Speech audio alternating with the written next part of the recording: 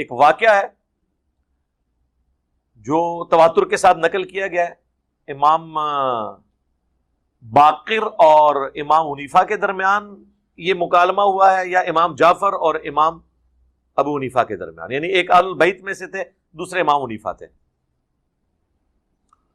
تو وہ اہل البیت کے جو امام تھے، امام باقر یا امام باقر کے بیٹے امام جعفر، وہ امام حنیفہ کو سمجھانے کے لیے کہ چونکہ امام حنیفہ اکثر معاملات میں عقل کو دخل دیتے تھے اور بعد میں احادیث اس کے خلاف نکلتی تھی، اور پھر وہ حنفیوں کو بعد میں دفاع کرنا پڑتا تھا کچھ چیز۔ دوسرا، امام حنیفہ تابعین کے اقوال کو حجت مانتے تھے اور بعد میں احادیث اس کے خلاف نکلی، موقوف اور مرفوع احادیث۔ تابعین کے اقوال حجت ہیں جبکہ وہ موقوف یا مرفوع احادیث کے خلاف۔ امام اعظم ابو حنیفہ نعمان ابن ثابت رحمہ اللہ کی ذاتی گرامی قدر کے خلاف ایک مذموم پروپیگنڈا کیا جاتا ہے روافض کی طرف سے اور بعض متعصبین کی طرف سے، اور بہر صورت کوشش کی جاتی ہے کہ امام اعظم ابو حنیفہ رحمہ اللہ کی ذات گرامی قدر کے مقام و مرتبے کو ڈی گریڈ کیا جائے، ان کے حاسدین، ان سے جلنے والے فقہ حنفی سے اور احناف سے اور امام اعظم ابو حنیفہ رحمۃ اللہ سے تعصب رکھنے والے، وہ بہر صورت کوشش کرتے ہیں کہ کسی نہ کسی طریقے سے امام ابو حنیفہ رحمۃ اللہ کے مقام و مرتبے کو ڈی گریڈ کر کے لوگوں کے سامنے پیش کیا جائے۔ اسی طرح کی ایک واردات مرزا جیلمی نے جھوٹ بولتے ہوئے، کذب بیانی کرتے ہوئے کی ہے۔ ایک جھوٹا واقعہ پیش کر کے امام اعظم ابو حنیفہ رحمۃ اللہ کے خلاف ایک منفی پروپیگنڈا کرنے کی کوشش کی ہے۔ روافض تو پیش کرتے ہی ہیں، مرزا جیلمی نے یہ کہہ کے اس کو پیش کیا ہے کہ یہ واقعہ تواتر کے ساتھ ثابت ہے۔ تواتر یہ خبر کی سب سے اعلیٰ قسم ہے،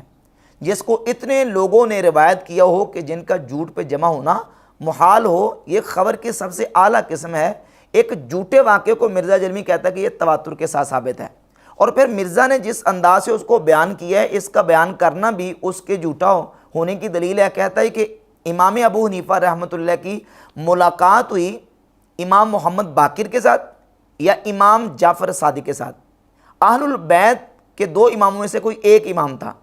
اور امام ابو حنیفہ کی ان سے ملاقات ہوئی۔ اب آپ خود اندازہ لگائیں کہ جس میں جو مرکزی کردار ہے، جو شخصیت ہیں جن کے ساتھ امام ابو حنیفہ رحمۃ اللہ کی ملاقات ہو رہی ہے، وہی متعین نہیں ہے کہ وہ کون شخصیت ہے، امام محمد باقر ہیں یا امام جعفر صادق ہیں۔ کہتا ہے ان دونوں میں سے کوئی ایک تھے، اور دعویٰ کیا کہہ رہا ہے کہ تواتر کے ساتھ ثابت ہے یہ واقعہ، جبکہ تواتر تو کجا، یہ واقعہ جھوٹا واقعہ ہے۔ مرزا جیلمی تو سند صحیح کے ساتھ اس واقعے کو ثابت بھی نہیں کر سکتا،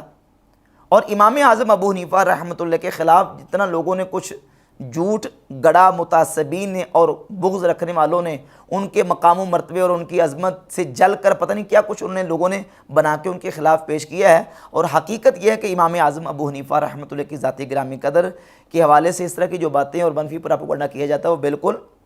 جو ہے وہ جھوٹے اور منفی پروپیگنڈے ہیں جن کا حقیقت کے ساتھ کوئی تعلق نہیں ہے۔ اب یہ واقعہ جو مرزا جیلمی نے پیش کیا ہے، اور اس میں یہ کہا کہ امام ابو حنیفہ رحمۃ اللہ امام محمد باقر سے ملے یا امام جعفر صادق سے ملے، اور ان امام نے، اہل البیت کے امام نے امام ابو حنیفہ کو سمجھایا، کیونکہ امام ابو حنیفہ اکثر مسائل میں عقل کو دخل دیتے تھے، اکثر مسائل میں عقل کو دخل دیتے تھے۔ مرزا جیلمی کا یہ بھی امام اعظم ابو حنیفہ رحمۃ اللہ پر صریح جھوٹ اور کذب ہے۔ امام اعظم ابو حنیفہ رحمۃ اللہ کا جو منہج ہے اور جو مسائل کے استنباط و استخراج کا جو ان کا اسلوب ہے، اور ان کے ہاں تو ادلہ اربع ہیں، سب سے پہلے کتاب اللہ قرآن مجید، پھر سنت رسول، پھر اجماع، اور پھر اس کے بعد چوتھا مرتبہ آتا ہے قیاس اور اجتہاد کا۔ اجتہاد اور قیاس یعنی عقل کے ذریعے مسائل کو اس انداز سے کہ فرع کو حکم اور علت میں اصل کے ساتھ لاحق کر دینا، اس کو اجتہاد اور قیاس کہا جاتا ہے۔ امام ابو حنیفہ رحمۃ اللہ اجتہاد اور قیاس کو درجہ دیتے تھے چوتھے نمبر پر، کتاب اللہ، سنت، اجماع، اور اس کے بعد چوتھا مرتبہ ہے قیاس کا۔ جبکہ مرزا جیلمی کہتا ہے کہ امام ابو حنیفہ رحمۃ اللہ اکثر مسائل میں عقل کو دخل دیتے تھے، اور باقاعدہ اس کے حوالہ جات موجود ہیں کئی سندوں کے ساتھ۔ حافظ ابن عبد البر اندلسی نے اپنی کتاب الانتقاء میں متعدد سندوں کے ساتھ امام اعظم ابو حنیفہ رحمۃ اللہ کا یہ قول ذکر کیا ہے صفحہ نمبر 346 پر، 348 پر اور 349 پہ۔ امام اعظم فرماتے ہیں قال ابو حنیفہ اذا لم یکن فی کتاب اللہ ولا فی سنت رسول اللہ صلی اللہ علیہ وآلہ وسلم نظرت فی اقاویل اصحابہ۔ فرماتے ہیں سب سے پہلے میں مسئلہ دیتا ہوں کتاب اللہ سے، اگر نہ ملے پھر سنت رسول سے، نہ ملے تو پھر نبی کریم علیہ الصلوۃ والسلام کے صحابہ کے اقوال کو دیکھتا ہوں، ولا اخرج عن قولہم الی قول غیرہم، اور پھر میں صحابہ کے قول کے بعد کسی کے قول کو ترجیح نہیں دیتا، یعنی صحابہ میں سے کسی کے قول کو اختیار کر لیتا ہوں۔ یہ امام اعظم ابو حنیفہ رحمۃ اللہ کا جو منہج ہے، اس کو حافظ ابن عبد البر اندلسی نے اپنی کتاب الانتقاء میں، اور امام ابن حجر عسقلانی نے تہذیب و تہذیب کی جلد نمبر 7 صفحہ نمبر 325 پہ یہی روایت بیان کی ہے، اور امام بدر الدین عینی عمدۃ القاری شرح صحیح البخاری کی جلد نمبر 10 صفحہ نمبر 51 پہ ذکر کرتے ہیں کہ ان ابا حنیفہ قال لا اتبع الرأی والقیاس، فرماتے ہیں کہ میں، امام ابو حنیفہ فرماتے ہیں کہ میں رائے اور قیاس کی اتباع نہیں کرتا، مگر جب مجھے کتاب اللہ اور سنت رسول اور قول صحابہ میں سے کچھ نہ ملے، نہ کتاب اللہ سے کچھ ملے، نہ سنت رسول سے، اور نہ صحابہ اکرام رضی اللہ تعالیٰ عنہم کے اقوال میں سے کوئی قول ملے، جب تک ان میں سے کوئی چیز مل جاتی ہے تو میں قیاس اور اجتہاد، قیاس اور رائے کو دخل نہیں دیتا۔ میں سب سے پہلے کیا کہتا ہوں، کتاب اللہ، پھر سنت رسول، پھر صحابہ اکرام رضی اللہ تعالیٰ عنہ کے اقوال کو بیان کرتا ہوں۔ ان 3 کتابوں سے بھی حمد تعالیٰ میں نے یہ بات ثابت کر دی، محدثین اور علماء کی کتابوں سے، کہ امام اعظم ابو حنیفہ رحمۃ اللہ سب سے پہلے مسئلہ کس سے لیتے ہیں؟ قرآن مجید سے، کتاب اللہ سے۔ اور مرزا جلمی کہتا ہے کہ اکثر مسائل میں امام ابو حنیفہ وہ رائے کو دخل دیتے تھے، اور امام ابو حنیفہ رحمۃ اللہ علیہ نے یہ جو منہج ہے ادلہ اربع والا، کتاب اللہ، سنت رسول، اجماع اور اس کے بعد اجتہاد اور قیاس کا، یہ بھی حدیث رسول سے لیا ہے۔ صحیح حدیث ہے سنن ابی داؤد میں 3592، سنن الکبری للبہقی جلد نمبر 10 صفحہ نمبر 114 پہ، اور امام دارمی کی سنن دارمی جلد نمبر 1 صفحہ نمبر 168 پہ، اور مسند احمد ابن حنبل 21502 نمبر حدیث ہے۔ اور یہ حدیث صحیح، آگے میں اس کے بعد محدثین کے حوالہ جات پیش کروں گا کہ نبی پاک صلی اللہ علیہ وآلہ وسلم نے سیدنا معاذ ابن جبل رضی اللہ تعالی عنہ کو ملک یمن کی طرف قاضی بنا کے بھیجا، اور آپ صلی اللہ علیہ وآلہ وسلم نے فرمایا کیف تقضی اذا اراد لک قضاء، اے معاذ ابن جبل، جب تمہیں کسی مقدمے کا فیصلہ کرنا پڑے گا تو تم کیسے فیصلہ کرو گے؟ تو انہوں نے عرض کی یا رسول اللہ اقضی بکتاب اللہ، میں اللہ کی کتاب قرآن مجید سے فیصلہ کروں گا۔ فرمایا ان لم تجد فی کتاب اللہ، اگر تم مسئلے کا حل کتاب اللہ قرآن سے نہ پاؤ تو پھر کیا کرو گے؟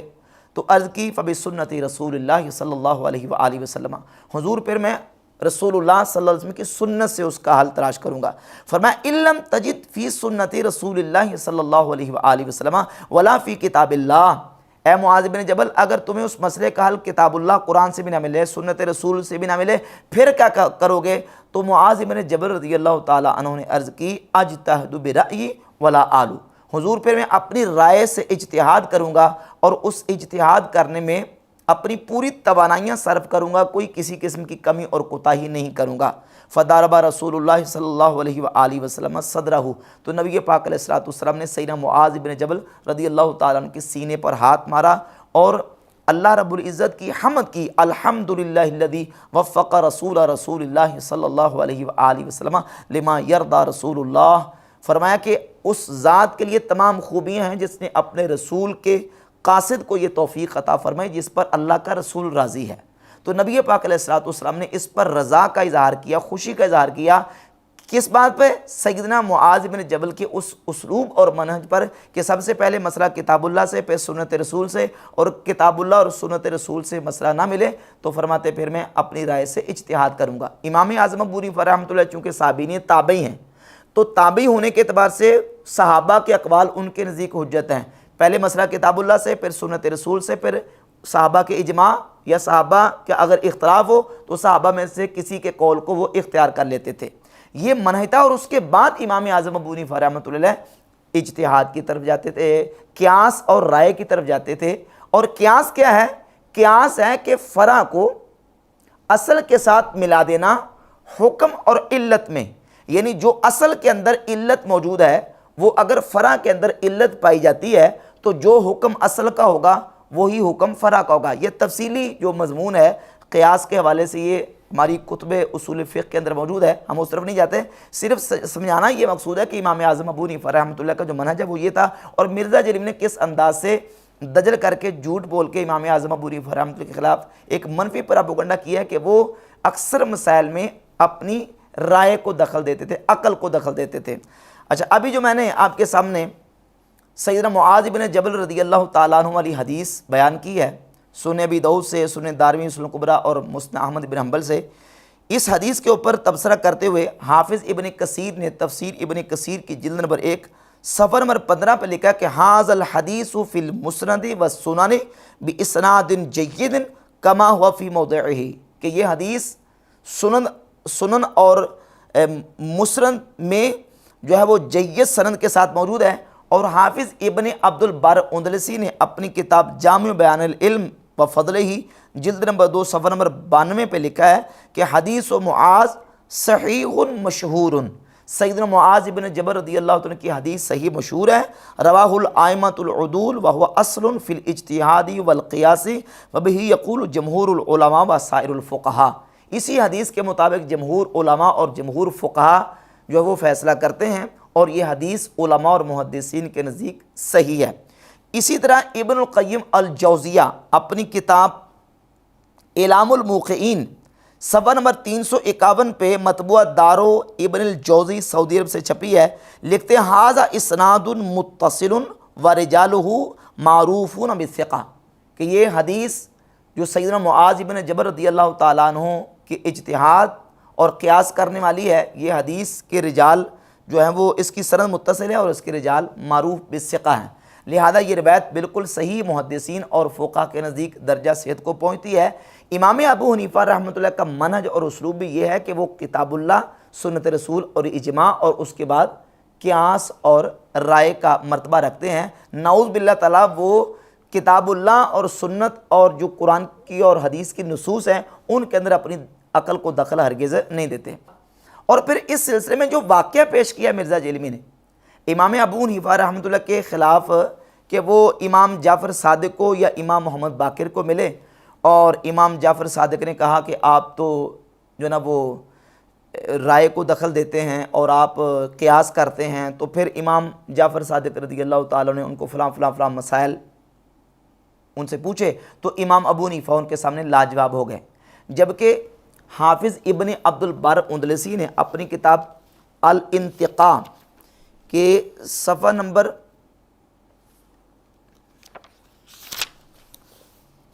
257 پہ اپنی سند کے ساتھ یہ روایت بیان کی ہے۔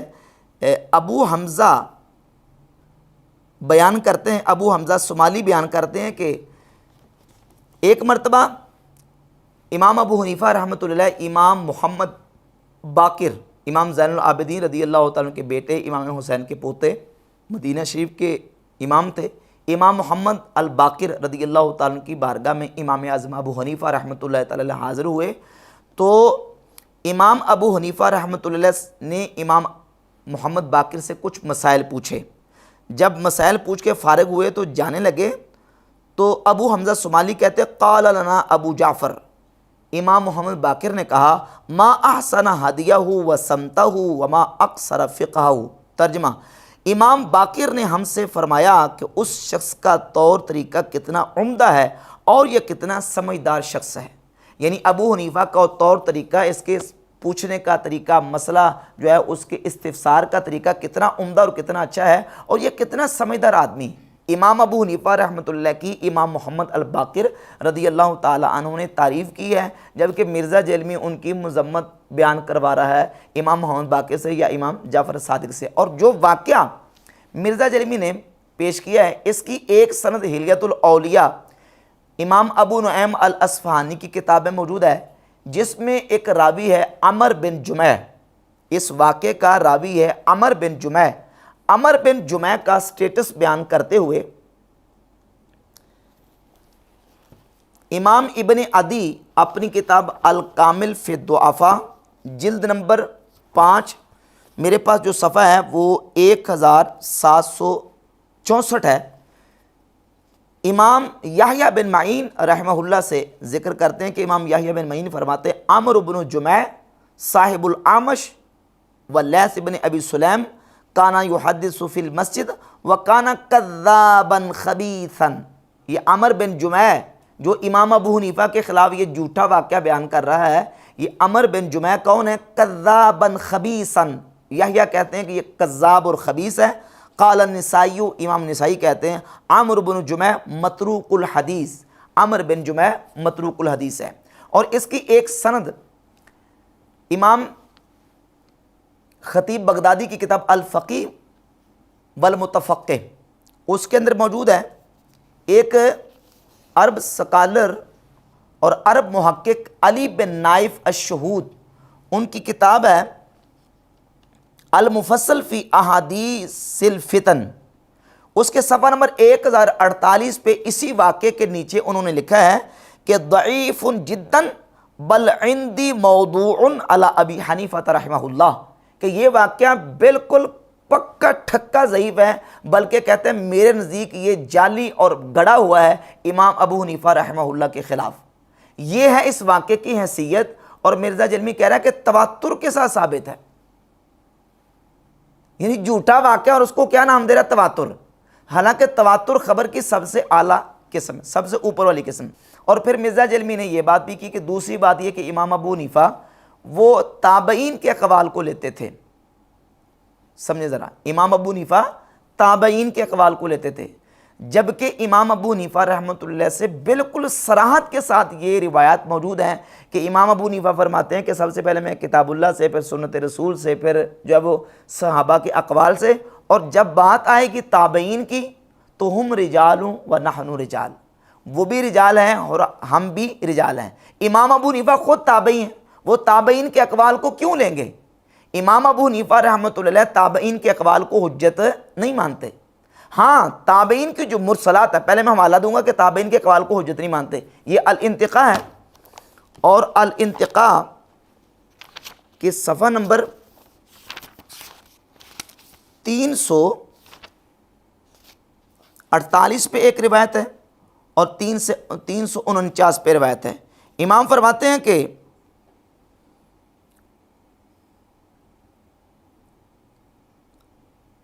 ما جاءنا عن رسول اللہ صلی اللہ علیہ وآلہ وسلم قبلناہ علی الرأس والعینین، جو رسول اللہ صلی اللہ علیہ وسلم کی حدیث آئے گی ہم اپنی آنکھوں پر اور اپنے سر پر رکھیں گے، قبول کریں گے۔ وما جاءنا عن اصحابہ رحمہم اللہ اخترنا منہ، اور اس کے بعد جب صحابہ کرام سے کوئی روایت آئے گی تو ہم اس کو اختیار کریں گے۔ ولم نخرج عن قولہم، اور پھر صحابہ کے قول سے باہر نہیں نکلیں گے۔ وما جاءنا عن التابعین فہم رجال ونحن رجال، جب تابعین سے کوئی روایت آئے گی یعنی تابعین کا قول آئے گا تو وہ بھی رجال ہیں، ہم بھی رجال ہیں، تابعین کا قول ہمارے نزدیک حجت نہیں۔ یہ امام ابو حنیفہ رحمۃ اللہ کا منہج ہے۔ اور مرزا جلمی کیا کہہ رہا ہے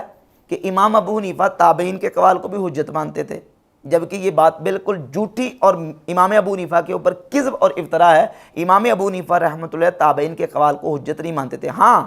تابعین کی مرسلات کو حجت مانتے تھے۔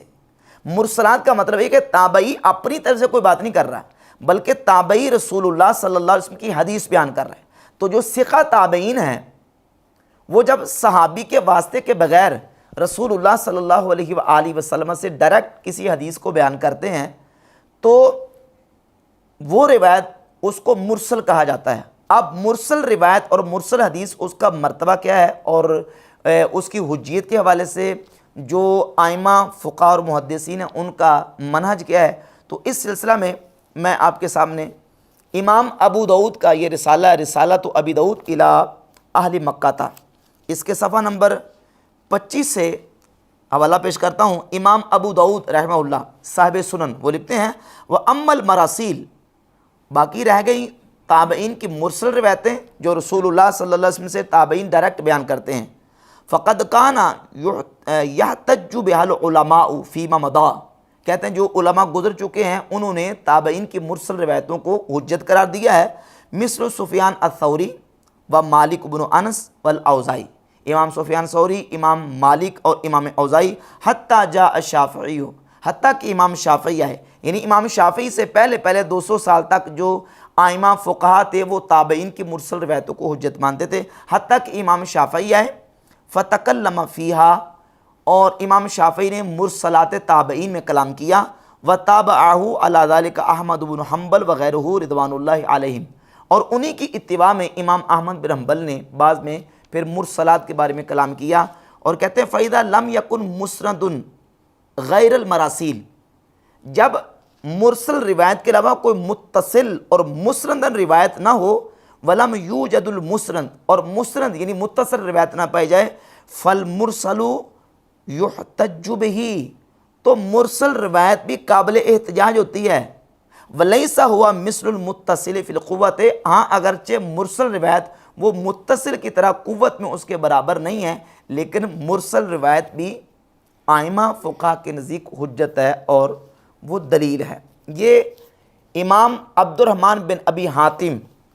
المتوفیٰ 327 ہجری کی کتاب ہے کتاب المراسیل، اس کے صفحہ نمبر 6 پہ انہوں نے واضح طور پر لکھا ہے کہ امام شافعی رحمۃ اللہ تعالی علیہ، امام سعید ابن مسیب رحمہ اللہ جو کہ بہت بڑے جلیل القدر تابعی ہیں، ان کی مرسلات کو حجت مانتے تھے۔ اور یہ تیسری کتاب ہے جامع التحصیل فی احکام المراسیل، مرسل روایتوں کے اور مرسل جو احادیث ہیں ان کے احکام کے باب میں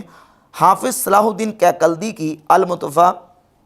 761 ہجری، اس کے صفحہ نمبر 27 پہ انہوں نے مرسل روایت کی حجیت کے حوالے سے 3 اقوال ذکر کیے ہیں کہ فقہاء اور محدثین کا ایک طبقہ وہ ہے کہ جو مطلقاً مرسل کو قبول کرتے ہیں، دوسرا وہ ہے کہ جو مطلقاً قبول نہیں کرتے، اور تیسرا وہ ہے کہ جو بشرائط اس کو قبول کرتے ہیں۔ اور صفحہ نمبر اس کے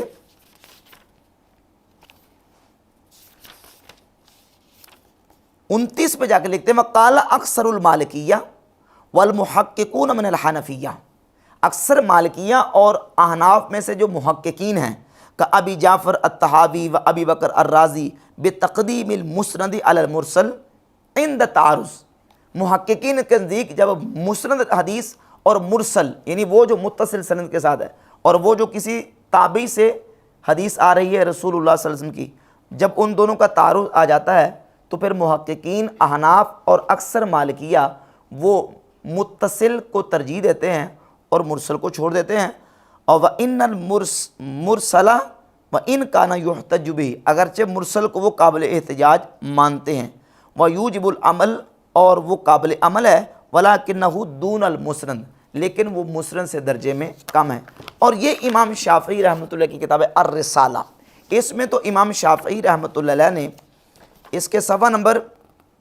421 سے لے کر 428 تک مکمل ڈیٹیل کے ساتھ بات کی ہے۔ امام شافعی رحمۃ اللہ تعالی علیہ بھی مرسل حدیث کو حجت مانتے ہیں، لیکن وہ مرسل حدیث کو حجت ماننے کے لیے کچھ شرائط اس کی رکھتے ہیں اور ان شرائط کے ساتھ مرسل کی حجیت کے قائل ہیں۔ تو بحمد تعالیٰ امام اعظم ابو حنیفہ رحمۃ اللہ کا جو منہج اور اسلوب ہے وہ میں نے دلائل کے ساتھ واضح کر دیا، اور مرزا جلمی کا جو دجل اور جھوٹ اور افتراء اور امام ابو حنیفہ رحمۃ اللہ پر جو کذب بیانی اس نے کی ہے اس کا بھی پردہ چاک کر دیا کہ آپ سمجھیں کہ کس طریقے سے جھوٹ بولتا ہے، جو جھوٹا واقعہ ہے اس کو